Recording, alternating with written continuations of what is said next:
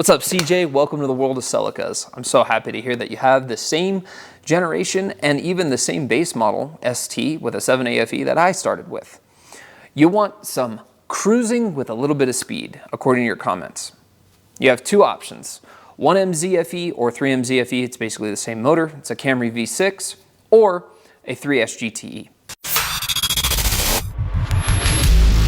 This is just my opinion, but those two motors are where I would steer you if that's your goal, all right? Now, the key difference between them is one's a V6, one's a turbocharged 4-cylinder. One is an American motor and the other is an imported motor. So for you, you can decide, do you want to swap a motor in and be done with it and have easy access to parts for future maintenance? That's the V6. About 300 horsepower, you're gonna have a good time with that motor. It'll be great. If you want to do stuff later down the line, make more power and enjoy turbo noises, which who doesn't enjoy that? I would go with a 3S GTE. Now specifically, I would stay away from the first and second generations. Third gen would be awesome. They're hard to find and they're expensive. So the fourth generation, the ST215 Caldina motor, would be where I would steer you. They're plentiful. I've seen plenty on eBay right now for around $2,000 to $3,000 depending. Now, there is some differences, and those would primarily be the ignition, which is coilover plug as opposed to distributor, the side feed intake manifold, the air-to-air top mount intercooler, and the fact that the cast for the manifold and the turbocharger are one, you cannot separate them, and the weaker rods. So, the reason why I would steer you towards the ST215 is it has a lot more goodies on it.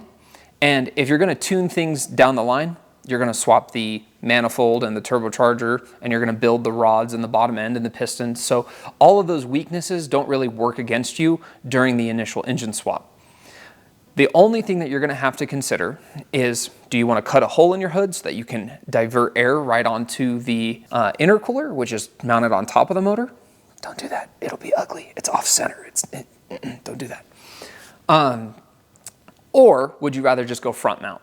That's what I would recommend. So if I was in your position, I'd find an E153 transmission. That's manual. It drops right in the cars. There's literally no issue because it's the same as the all-wheel drive transmission, except it's front-wheel drive, so it's missing the center diff. You'll need the center shaft, the carrier bearing, and an axle that works. It's super easy. I can show you on mine, or you can do the research yourself. It's out there.